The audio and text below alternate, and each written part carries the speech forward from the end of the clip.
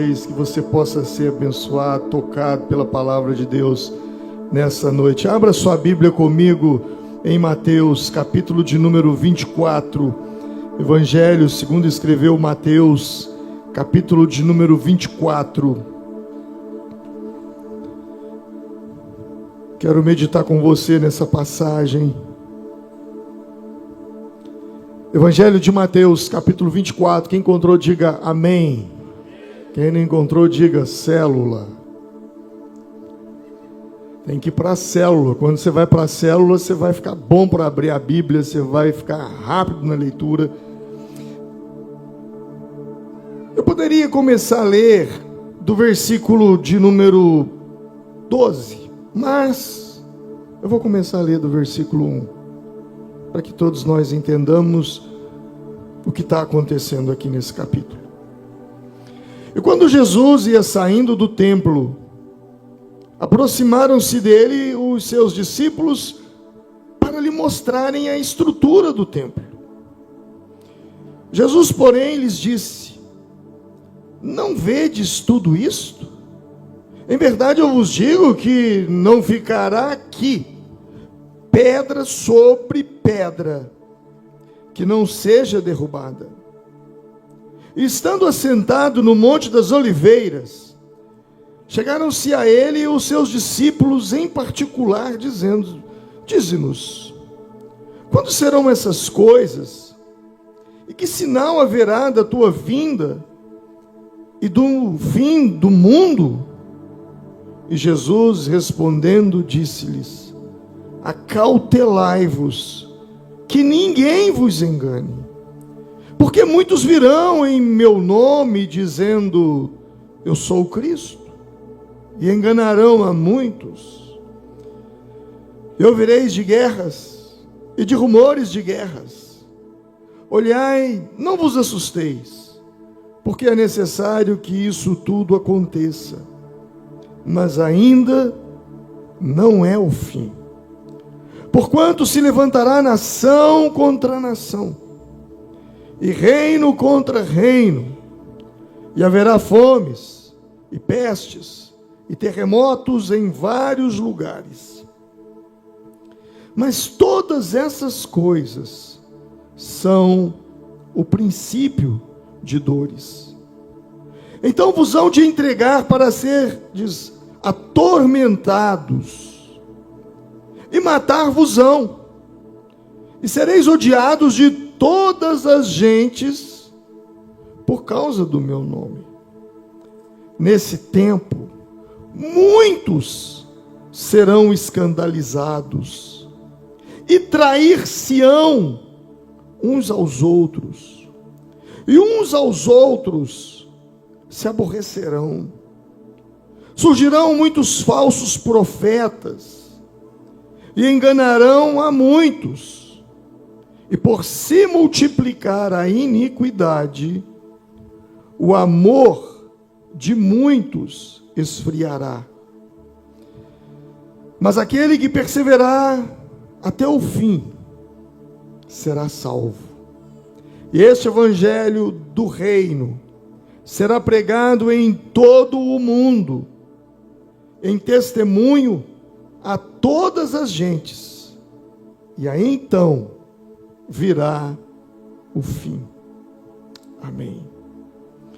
Senhor, eu quero te agradecer pela leitura da tua palavra, te agradecer por ter discernimento, entender o tempo no qual nós estamos vivendo, e eu oro, Espírito Santo, para que nessa noite nós possamos aprender da tua palavra, e não só um aprendizado que se transforme em informação, mas um aprendizado que se transforme em sabedoria. Ajuda-nos, ó Pai, a compreender as Escrituras. Que o Espírito do Senhor esteja em o nosso meio, trazendo clareza da palavra, abrindo a mente para entender e falando aos nossos corações. Muito obrigado, Senhor, por poder ler esse texto. Em o nome do teu Filho Jesus. Todos digam graças a Deus. Mateus 24 é conhecido como o pequeno Apocalipse. Algumas coisas já aconteceram. Algumas coisas tiveram o cumprimento logo após a morte de Jesus. Ainda nos dias dos apóstolos. Por exemplo, não ficará pedra sobre pedra que não seja derrubada. Jesus referindo-se ao templo, e isso aconteceu 70 anos depois da morte de Cristo. Tito, o imperador, invadiu numa revolta dos judeus, já estava debaixo do governo do Império Romano, mas houve uma revolta e que levou à destruição completa do templo, sobrando somente uma parte que é o Muro das Lamentações. Mas outras coisas vão se cumprir. Algumas estão se cumprindo nos dias atuais. Muitos sinais daquilo que Jesus disse está acontecendo. Porém, existem sinais para o mundo e existem sinais para a igreja. Domingo passado eu falei sobre uma fé artificial. Nós tivemos uma entrega de 24 horas de jejum e nós fomos muito impactados por aquilo que Deus ministrou no nosso meio. Mas em continuação dessa palavra, eu quero falar com vocês hoje sobre frieza espiritual, que é a continuação de uma fé artificial. Porque uma fé artificial não nos levará a lugar nenhum, ou a lugar algum, a não ser a uma frieza, a nos esfriarmos na fé, a nos esfriarmos no Espírito. Jesus, ele começa a descrever vários acontecimentos em Mateus 24, acontecimentos que aconteceriam no final dos tempos, falsos profetas, guerras, rumores de guerras, perseguições, aumento da iniquidade. Existe uma diferença entre iniquidade e pecado. Pecado é quando você erra. Iniquidade é quando você normaliza o erro. Entenderam a diferença? Pecado é quando alguém comete um aborto. Iniquidade é quando o governo vem e torna o aborto uma coisa natural. Pecado é quando alguém faz uso de drogas e o governo vem e transforma as drogas em algo normal. Isso é iniquidade. Eu estou falando de leis. Mas nós cometemos iniquidade quando nós pecamos e normalizamos o pecado na nossa vida e na nossa casa. E Jesus disse que por se multiplicar a iniquidade, o amor de muitos se esfriaria. Daí viria o esfriamento espiritual. Mas o que me chama a atenção nesse texto é que ele mostra dois extremos. Ao mesmo tempo que ele diz que por se multiplicar a iniquidade, o amor se esfriaria, ele também diz: aquele que perseverar até o fim será salvo. E este evangelho do reino será pregado em todo o mundo, em testemunho de todas as nações, e então virá o fim. Ao mesmo tempo que Mateus 24 mostra que haverá um grande esfriamento espiritual na vida dos cristãos, o texto também diz que o evangelho será pregado a todas as nações. E não existe evangelho sendo pregado a todas as nações se não houver um avivamento, se não houver uma manifestação do poder do Espírito Santo, reavivando a igreja, enchendo o povo do Espírito Santo. Não vai acontecer. Então, ao mesmo passo que você tem um grupo se esfriando por se multiplicar a iniquidade, do outro lado, você tem pessoas que estão perseverando na fé e levando o evangelho. Não existe nada mais perigoso para a vida de um cristão, para a sua vida. Não existe nada mais perigoso do que pode acontecer com você do que a frieza espiritual. A frieza espiritual, ela é um estado, se assim eu posso dizer, um estado de coração que te torna distante de Deus, que te torna indiferente, que te torna sem fervor nas coisas do Senhor. As pessoas ainda podem até continuar frequentando a igreja, ou até mantendo alguns hábitos religiosos, que você olha e até fala, olha que bacana, ele é tão envolvido, mas o amor, o entusiasmo, a sensibilidade espiritual diminuiu. E é onde surge a frieza espiritual. A frieza espiritual, ela não acontece de uma vez, mas ela vem gradualmente. Você vem se esfriando. E quando nós começamos a esfriar espiritualmente, nós mudamos de ambientes, nós mudamos de amizades, nós queremos andar com pessoas que não nos lembrem a fé, como o filho pródigo, quando ele sai da casa do pai e ele pede a herança, o texto diz que ele vai gastar numa terra longínqua. E por que ele vai gastar numa terra longínqua? Para ficar longe de gente que o faz lembrar do pai, da casa do pai, do Senhor. Então, quando a frieza espiritual vem, você começa a andar com pessoas que estão distantes de Deus, não para levá-las ou para trazê-las para Deus, não, mas para ir com elas para longe de Deus. E esse é o perigo, porque a frieza espiritual, ela provoca isso dentro de nós, ela gera essa frieza. E eu poderia citar duas comparações interessantes. Quando eu falo de frieza espiritual e você normalizar isso na sua vida, o que vem na minha mente, sabe aquelas noites frias?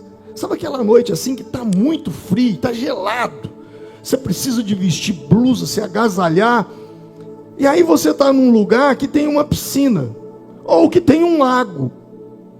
Tenta imaginar essa cena, porque eu sei que isso já aconteceu com você. Você sai de casa e está aquele frio, você está custando aguentar. Aí você fala assim, gente, se está frio aqui, dentro daquela piscina, então, Deus me livre. Dentro daquele lago ali, está pior. E aí você, por curiosidade, você vai até lá. E quando você coloca a mão na piscina, você toma um susto. Você fala, gente, a água está quentinha. Quem já viveu isso? Gente, o lago está quentinho. Mas como que está quente se está frio? Já aconteceu isso com você? Já aconteceu isso comigo? Eu tenho certeza que já aconteceu com você. Se não aconteceu, no dia que tiver bastante frio, você vai lá e faz isso. E aí você vai ver que aquela água está morna. Mas não é que a água está morna, é que o ambiente está tão gelado que ele gelou a sua mão. E a frieza espiritual, ela funciona da mesma maneira. Quando o ambiente ao seu redor está cheio de pecado, cheio de indiferença, cheio de afastamento de Deus, as pessoas então elas começam a comparar a vida espiritual delas com o ambiente ao redor. Então, diante daquela friagem que está fazendo, a água parece estar quente. Diante de um ambiente tão distante de Deus, parece que você não está tão ruim assim. Porque nesse momento, você começa a olhar para as pessoas com as quais você está convivendo, está saindo, está indo para tudo quanto é lado, e de repente você fala, gente, eu não estou tão mal assim. Tem gente muito pior do que eu. E esse é o perigo, porque você acha que está tudo bem, você acha que está tudo certo. Na verdade, a água está morna porque o ambiente está frio. Na verdade, você acha que está bem porque você está andando com um monte de gente que está mais gelado que você. E esse é um perigo. E o segundo perigo é que muitas vezes você também faz outro tipo de comparação. Você começa a se comparar com pessoas que estão até mesmo dentro da igreja, mas não tem um testemunho cristão. E você começa a usar essas pessoas como uma justificativa para não se aprofundar na fé, até para parar de frequentar a igreja. O mau testemunho, os maus exemplos, eles sempre existiram e eles sempre existirão. E se você for basear o seu relacionamento com Deus, a sua fé, em maus testemunhos que você vê por aí, você não vai permanecer. Imagina, se você tivesse vivido nos dias que Jesus estava aqui na terra. Imagina se você fosse um dos 12 apóstolos. Você abandonaria Jesus por causa do mau testemunho de Judas? Você deixaria o Senhor por causa do testemunho de Judas que traiu Jesus?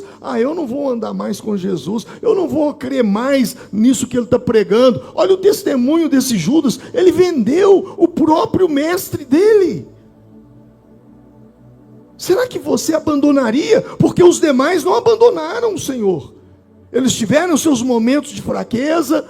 Pedro negou a Jesus, os discípulos fugiram no meio daquela confusão, mas depois que a poeira baixou, todos voltaram, todos seguiram o Senhor, todos foram firmes na fé. Então você não pode, de maneira alguma, deixar que pessoas como Judas determinem o seu comportamento cristão e a sua fé no Senhor.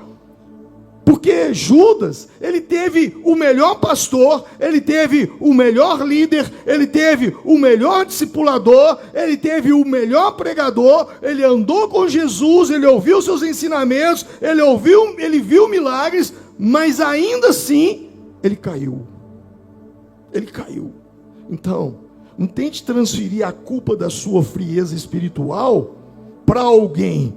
A responsabilidade é sua. E desde novinho na minha fé, um dos primeiros versículos que eu aprendi quando eu entreguei minha vida para Jesus há 35 anos atrás, ou mais um pouco, 37 anos atrás, foi Hebreus 12, 2.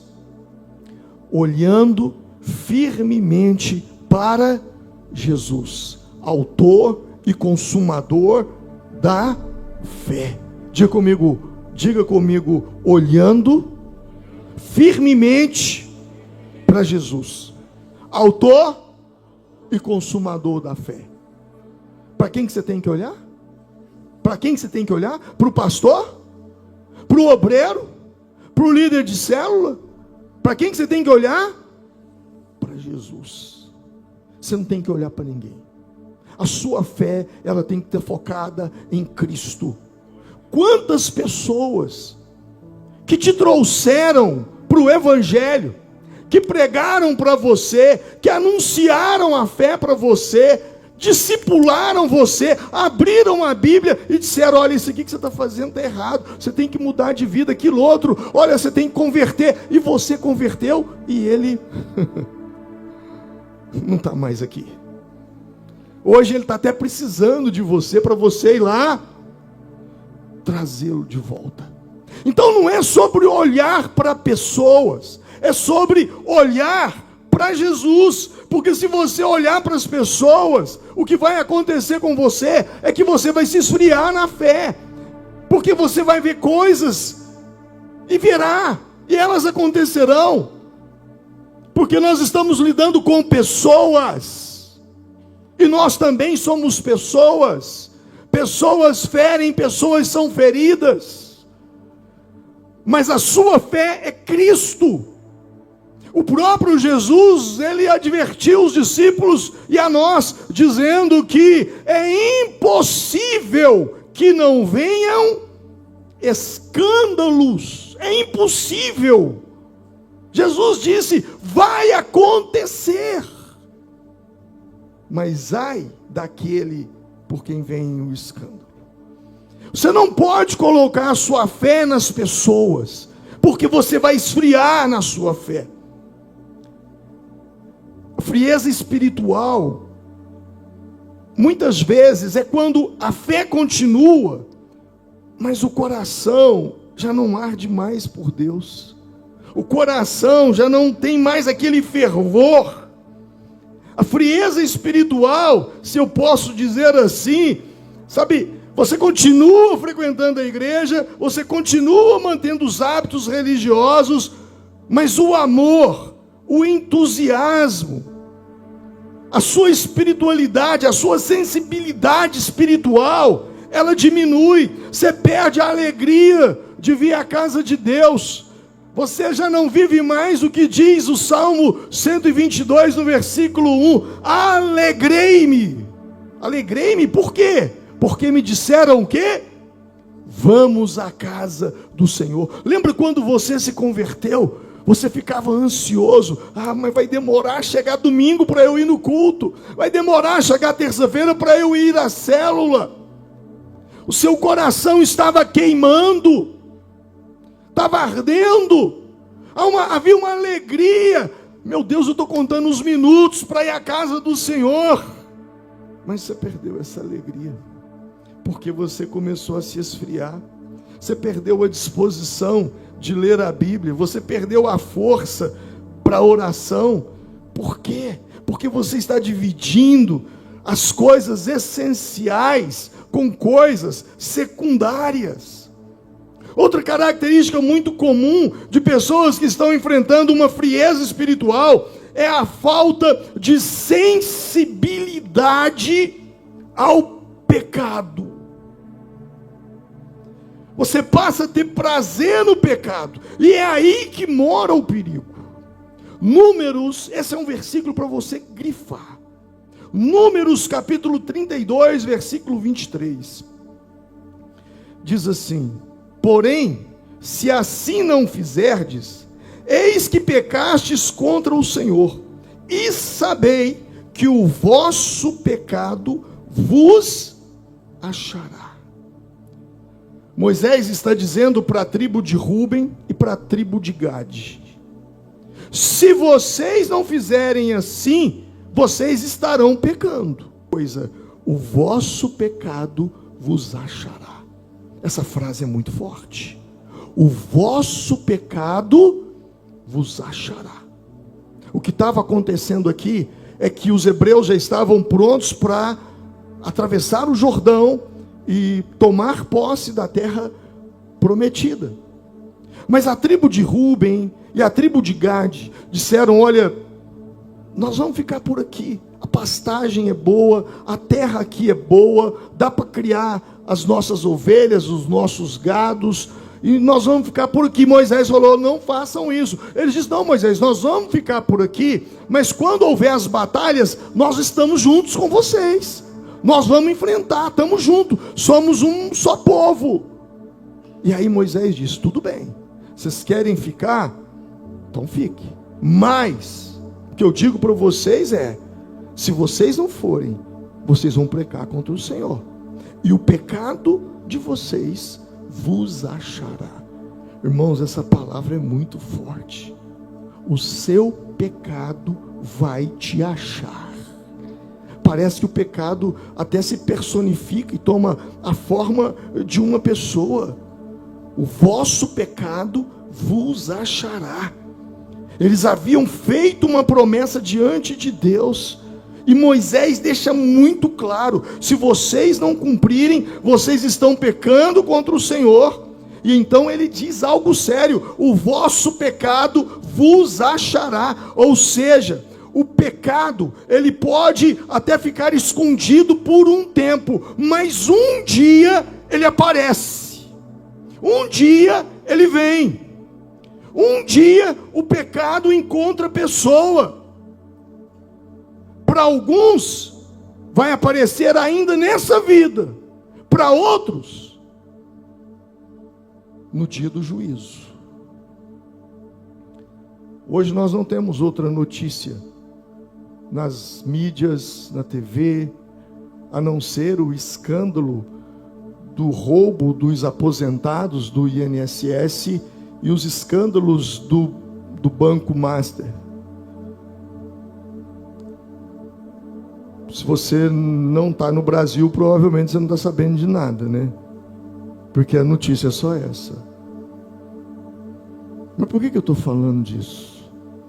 Porque esse moço, Daniel Vorcaro, eu conheci o avô dele, pastor Serafim. Inclusive, tem pessoas aqui nessa igreja que foram salvas, aceitaram Jesus na garagem da casa dele, que ele fazia cultos lá. Era um homem de Deus. Esse moço foi criado dentro da igreja, participando do Kids da igreja, cresceu dentro da igreja em Belo Horizonte. Mas em um momento, ele se desvia do caminho do Senhor. Ouça isso. O diabo, ele te odeia. E o que ele faz na vida de um desviado é 7 vezes mais forte do que o que ele faz na vida de uma pessoa que nunca conheceu Deus. Observe as pessoas mais usadas por Satanás. É tudo filho de crente que foi criado no Evangelho e que se afastou dos caminhos do Senhor. E a Bíblia diz de forma muito clara: quando o demônio ele sai do corpo de um homem, ele anda por lugares secos e áridos, Lucas 11, procurando repouso, e não encontrando, ele volta para aquela casa. E achando aquela casa varrida e adornada, ele volta e leva 7 com ele. O pecado desse moço o achou. O vosso pecado vos achará. E o pecado dele o achou. O pecado dele o encontrou. Mas para outros, o pecado só será revelado no dia do julgamento. Romanos capítulo 2, 16 diz: no dia em que Deus julgar os segredos dos homens, coisa que você esconde, Deus vai julgar o segredo dos homens por meio de Jesus Cristo, segundo o meu evangelho. Paulo pregando: haverá um dia em que Deus há de julgar os segredos dos homens, e naquele dia não haverá mais oportunidade para arrependimento. Apocalipse capítulo 20, versículo 11 ao 14: e vi um grande trono branco, e aquele que estava sentado sobre ele, de cuja presença fugiram a terra e o céu, e não se achou lugar para eles. E vi os mortos, os grandes, os pequenos, que estavam diante do trono, e abriram-se os livros, e abriu-se outro livro, que é o livro da vida, e os mortos foram julgados pelas coisas que estavam escritas nos livros, segundo o que? As suas obras. E deu o mar os mortos que nele havia, e a morte e o inferno deram os mortos que neles haviam, e foram julgados cada um segundo as suas obras. A morte e o inferno foram lançados no lago de fogo, que é a segunda morte. O Daniel Vorcaro, o pecado dele o encontrou. E é até melhor que o pecado te encontre por aqui, se você não confessá-lo, porque ainda há jeito. Você vai sofrer, você vai padecer, você vai passar muita vergonha, e isso pode te levar a um arrependimento, pode te levar a uma vida com Deus. Agora, o pior é quando isso acontece e você está distante do Senhor. No dia do juízo, na condenação, o seu pecado te encontrar naquele dia, no dia em que Deus julgará os segredos dos homens. Em uma cidade, um rapaz cometeu um crime. Um jovem rapaz, ele cometeu um crime. E foi um crime bárbaro. E a família então procurou um advogado para defendê-lo. E o advogado então contratado foi diante do juiz e com as suas argumentações, com uma defesa bem fundamentada, ele conseguiu livrar aquele rapaz do crime e da condenação. E o rapaz ficou muito agradecido a ele. A família ficou muito agradecida ao advogado. Os anos passaram, o advogado foi embora, não se viu mais. Passado muitos anos, aquele jovem comete o mesmo crime. E aí então eles vão atrás do advogado, mas ele já não morava mais naquela cidade. E chegou o dia do julgamento. E quando ele entra no dia do julgamento, no tribunal, quem que o rapaz vê? Aquele advogado que foi o seu advogado lá atrás, quando ele ainda era um rapazinho. Ele disse: ei, doutor. O advogado olhou: o senhor lembra de mim? Ele falou: rapaz, eu estou lembrando. Lembra daquele crime que eu cometi e o senhor me defendeu? Agora eu me lembro, foi minha primeira causa. Eu me lembro, sim. Como é que você está? Está tudo bem? O que te traz aqui? Doutor, o senhor não vai acreditar. O que foi? Eu cometi o mesmo crime. E como foi bom te encontrar, porque agora o senhor pode me defender mais uma vez. E o advogado disse: oh, meu filho, infelizmente eu não posso mais te defender. Mas por que não? Porque o tempo passou, eu me mudei, fiz concurso, e hoje eu não sou mais advogado, eu sou juiz. E eu vou te julgar. E eu conheço o seu crime. Enquanto nós estamos vivos, Jesus é o nosso advogado. Ele defende, Ele intercede por nós. A Bíblia diz isso. A Bíblia vai dizer que Ele é o nosso intercessor junto ao Pai. Não temos outro intercessor a não ser Jesus Cristo. Hoje Ele é o meu advogado, mas quando eu morrer, Ele já não será meu advogado. Ele será meu juiz. Hoje Ele é advogado. A Bíblia diz: filhinhos, não pequeis, mas se pecarmos, temos um advogado para com o Pai, Jesus Cristo o justo. Hoje, Ele é o seu advogado. Você vai dobrar o seu joelho, você vai entrar para o seu quarto, você vai pedir perdão, você vai se arrepender, Ele vai te perdoar. Mas quando chegar na eternidade, Ele não será mais o seu advogado, Ele será o seu juiz. Se você não encontrar o seu pecado,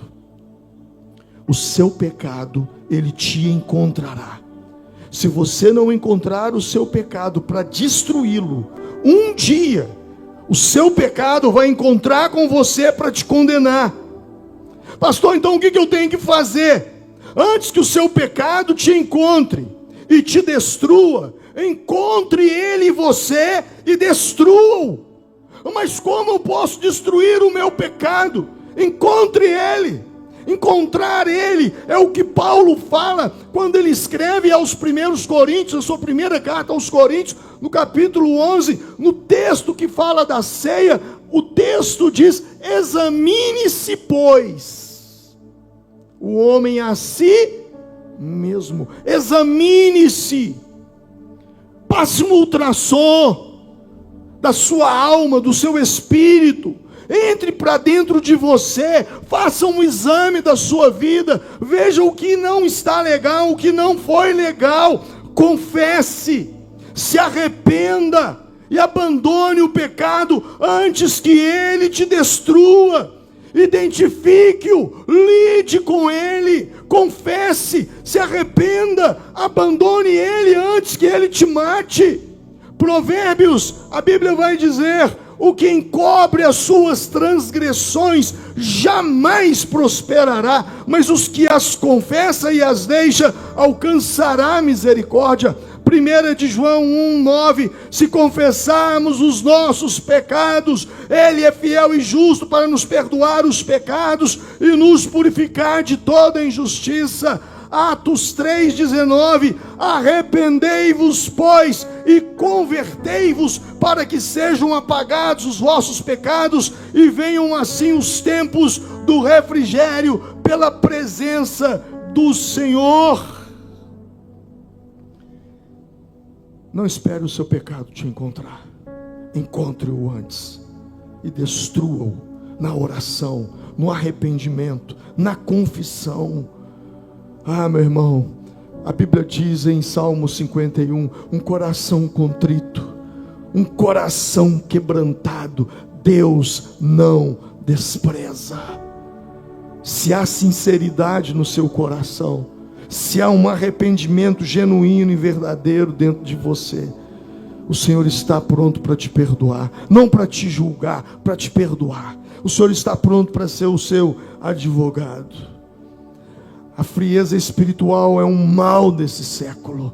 A Bíblia diz: por se multiplicar a iniquidade, o amor de muitos se esfriará. Mas o que me assusta é quando a frieza espiritual deixa de ser individual e se torna coletiva. Isso é um grande perigo. Além de nós orarmos pela nossa vida, nós precisamos orar pela nossa liderança, orar pela sua célula, para que a sua célula não seja uma célula fria espiritual, orar pela igreja, para que a igreja que você vem, a igreja que você frequenta, não se torne uma igreja fria, sem manifestações de Deus, sem a palavra do Senhor, uma igreja morta. Você precisa orar pelos seus pastores, para que os seus pastores não esfriem espiritualmente, mas para que eles possam estar continuamente no altar do Senhor. Pior não é apenas quando uma pessoa esfria espiritualmente, mas é quando a frieza espiritual atinge toda uma igreja, toda uma comunidade. Ah, meu Deus, aí é algo muito triste, porque a vida espiritual desaparece. É só religiosidade, rituais, nada mais, absolutamente nada mais. Como muitos pregadores dizem, é um defunto em pé no púlpito, falando para um monte de defuntos sentado no banco. Existe estrutura, existe culto, existe organização, existe religiosidade, mas não existe vida espiritual. Apocalipse 3:1, ao anjo da igreja de Sardes escreve: isso diz o que tem os 7 Espíritos de Deus e as 7 estrelas. Conheço as tuas obras, que tem nome de quê? De que vives, mas estás morto. Tem louvor, mas ninguém sente nada. Tem pregação, mas não passa de uma palestra. Boa retórica, palavras bonitas, mas falta unção nas palavras. Tem até 2 momentos de oração, um para abrir o culto e outro para fechar. Quando a frieza espiritual ela toma conta de uma comunidade, alguns sinais aparecem. Eu poderia dizer, não existe estímulo à vida de oração, porque a igreja ora, irmãos, quando o pastor ora. Vamos ser sinceros, domingo passado, nós fizemos 24 horas de jejum. Essa igreja ficou 24 horas aberta, intercalando horários de hora em hora de oração. A pergunta que eu faço é, se eu não tivesse lançado esse desafio, você teria jejuado? Sim ou não? Você teria feito esse jejum sozinho, da sua cabeça? Não. Então isso parte daqui. A igreja ora quando há oração no altar. A igreja jejua quando há jejum no altar. A igreja lê a Bíblia quando há Bíblia no altar. Então esse lugar não pode faltar fogo. Por isso a Bíblia diz lá: o fogo arderá continuamente sobre o altar e não se apagará. É muito triste, né? Porque você frequentar um lugar que você vem para ouvir de Deus, você até ouve de Deus, você só não vê, só não o encontra. Não existe evangelismo, não existe paixão pela palavra, não existe zelo pela santidade, não existe obras espirituais e nem obras materiais. Não, nós não vamos nos envolver com os problemas da cidade. Fica preso ali entre quatro paredes, dentro de uma bolha. E quem não está dentro da bolha está no inferno e que se lasque lá fora. É assim, sem essas palavras, mas com esse comportamento.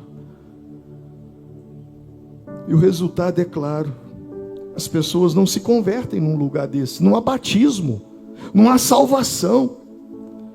Os filhos que crescem, quando chega, o pai traz para a igreja, vem arrastado, mas quando bate ali 15, 16 anos, não quer saber mais de igreja, porque não há vida naquele lugar.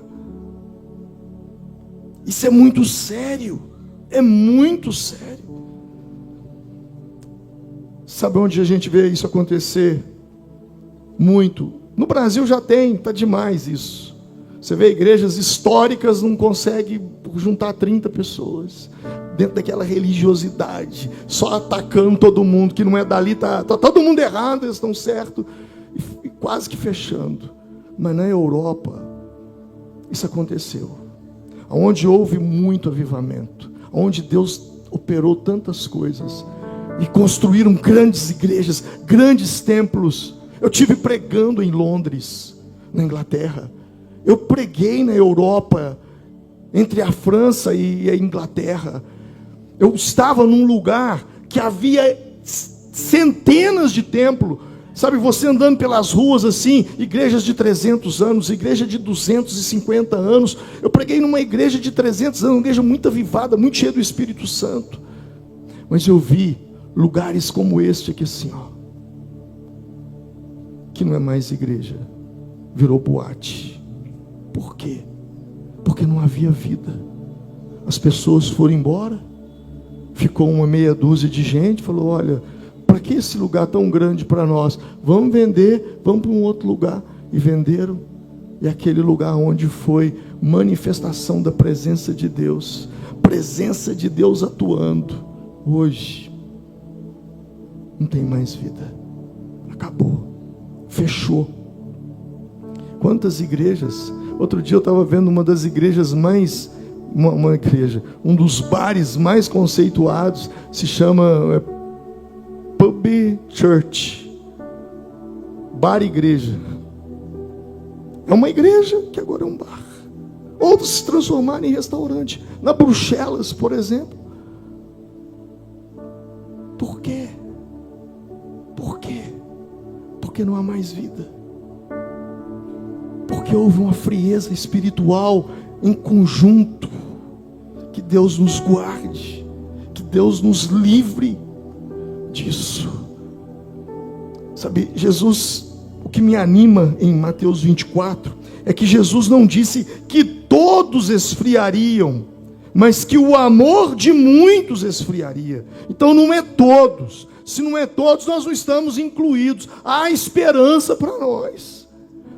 Ele diz: muitos se esfriarão, mas aquele que perseverar até o fim, o que vai acontecer com esse? Ele será o quê? Salvo. Há uma condição: perseverar até o fim. Ou seja, nem todos vão se esfriar. Há uma geração que permanece firme. Há uma geração que permanece fiel. Há uma geração que permanece perseverante. Deus está fazendo algo lindo, poderoso, numa geração conhecida como geração Z. Você sabe o que é a geração Z? São os nascidos entre 1997 a 2012. Está havendo um avivamento sobre eles. Nós vemos isso aqui no nosso meio. Em vários lugares do mundo já existem sinais de um despertar espiritual entre jovens e adolescentes. Pesquisas recentes apontam que está acontecendo um fenômeno na Inglaterra, em Gales, chamado de Quiet Revival, ou seja, o avivamento silencioso. As igrejas estão lotando. De avós? Não. De pais e mães? Não. Adolescentes e jovens, famintos pela presença de Deus. Um povo que está com fome, com sede. Sabe, Deus está usando esses meninos, o avivamento silencioso. Sabe, o Instituto Barner de pesquisas, ele aponta que a geração Z é a geração que mais frequenta os cultos. Antigamente o povo falava assim: os jovens não querem saber de Deus. É o contrário agora. E para assustar, aconteceu uma pesquisa recente na geração Z. Você gosta de carnaval? Sabe qual foi a resposta? 84,8% dos jovens da geração Z afirmaram: nós não gostamos de carnaval. Isso quer dizer que o carnaval está com os anos contados. Está vindo uma geração. Eu me lembro, quando eu era adolescente, era muito legal fumar. Eu comecei a fumar com 12 anos de idade. Mas nós vivemos numa geração hoje, que quando você fuma, não é legal mais fumar. Não está na moda, não está na cultura, não faz parte mais. Isso vai acontecer com essa geração que hoje está respondendo uma pesquisa dizendo que 84% não gostam. Aí vai acontecer, vai ter o carnaval? Vai, mas a maioria vai, mas você ainda vai naquilo? E vai. Porque está havendo algo da parte de Deus muito poderoso. O Senhor está fazendo algo poderoso. Em 2026 agora, nós vimos, irmãos, 300 mil pessoas lotando 5 estádios em 5 capitais. Algo poderoso da parte de Deus acontecendo, que foi o Descende. Uma multidão de jovens, de adolescentes, de gente faminta, lotaram estádios e estádios. Por fome de Deus, haverá uma geração que vai fazer. E lá eles fizeram uma aliança com o Senhor, de evangelizar, de fazer o evangelho se cumprir. Mateus 24, e esse evangelho será pregado a toda criatura. Sabe, nós temos visto isso. Existe uma geração que não está se esfriando. Deus está levantando uma geração que queima, que ama, que quer mais. Estive pregando em Capitólio sexta-feira na nossa igreja, que por sinal alugou um lugar tão maravilhoso, tão bacana, na entrada da cidade, um estacionamento enorme, e um lugar foi muito de Deus aquele lugar para nós lá. Eu estava lá e vendo os meninos, a fome, aquele povo sedento, aquele povo faminto por Jesus, pela presença do Senhor. Pastor, mas e se eu me esfriei, o que eu faço? Como sair dessa frieza espiritual? Muita gente pensa que só vai voltar a buscar a Deus quando sentir vontade. Mas a verdade é que muitas vezes a vontade não vem primeiro. Você precisa agir primeiro. Ore mesmo sem ter vontade. Leia a Bíblia sem ter vontade. Jejue mesmo sem sentir vontade. Talvez você diga, mas eu não estou sentindo nada. Então faça a si mesmo. Obrigue a sua carne a voltar a fazer o que precisa ser feito, porque a nossa carne, ela não quer buscar a Deus. Quantas coisas na vida você faz sem sentir vontade? Amanhã cedo você vai levantar para ir trabalhar. Você já está animado? Não está. Mas você vai. Você levanta e vai trabalhar sem vontade. Você levanta e vai estudar sem vontade. Você economiza dinheiro, mas a vontade era de gastar, mas você precisa economizar. Então você economiza sem vontade.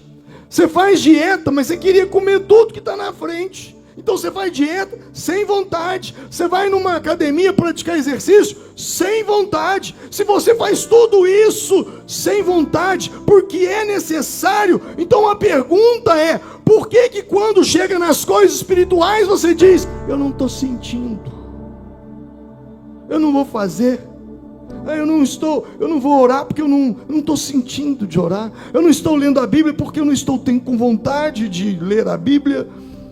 Se você só fizer as coisas espirituais quando você sentir, você nunca vai vencer a frieza espiritual. Porque na vida espiritual, muitas vezes, a obediência vem antes de sentir. Hebreus capítulo 13, versículo 15, diz: portanto, ofereçamos sempre por ele a Deus sacrifício de louvor, isto é, fruto dos lábios que confessam o seu nome. Olha o que a Bíblia está dizendo. Nós devemos oferecer sempre a Deus o quê? Sacrifício de louvor. Diga comigo, sacrifício de louvor. Por que sacrifício de louvor? Porque eu não quero, mas eu vou louvar. Porque eu estou irritado, mas eu vou louvar.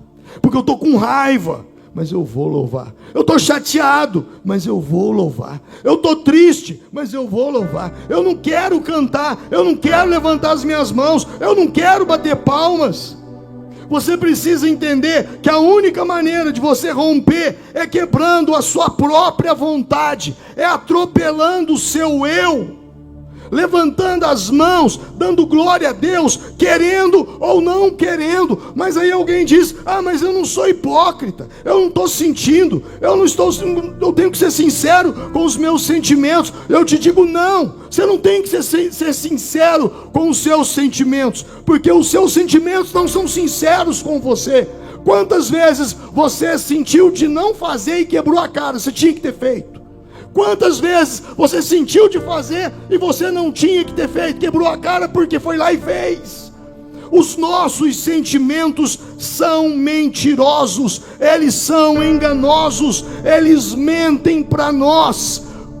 Jeremias diz, enganoso é o coração do homem, enganoso é o coração mais do que todas as coisas.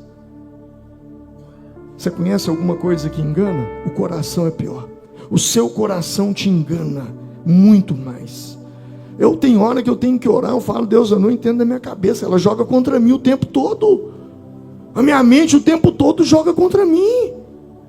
Os meus sentimentos jogam contra mim. Você não tem que ser fiel às suas emoções, porque elas mentem para você. Então pare de ouvir suas emoções e comece a dizer a elas como elas devem se comportar. Porque quando você começa a buscar a Deus, Deus começa a fazer, mesmo sem vontade. Quando você busca, algo vai acontecer. Eu não creio que água molha. Eu não acredito que água molha. Você pode acreditar que água não molha, mas se você entrar na água, você vai molhar, sim ou não? Sim ou não? As coisas de Deus também são assim. Eu tenho muitos amigos pastores no Brasil, e eu tenho alguns que eles eram xiitas, fundamentalistas, tradicionais, não criam no batismo no Espírito Santo, não criam em orar em línguas, pregavam contra isso, batia de frente, era contra. Mas um dia, orando no seu quarto, Senhor, eu quero mais da tua presença. Pum, o Espírito Santo veio. Você não precisa acreditar. Se você orar, vai acontecer. Vai acontecer. Você não precisa, é como a água. Eu não preciso acreditar que a água molha. Se eu entrar, eu molho. Assim é a presença de Deus. O coração começa a buscar. E acontece o que diz Tiago: achegai-vos a Deus. E se você se achegar a Ele, o que vai acontecer? Ele se achegará a você. Vamos nos colocar em pé nesse momento. Você não vence a frieza espiritual esperando ter vontade. Você vence a frieza espiritual tomando atitude. Não espere o coração aquecer para buscar a Deus. Busque a Deus até que o seu coração aqueça. Feche os seus olhos. Frieza espiritual.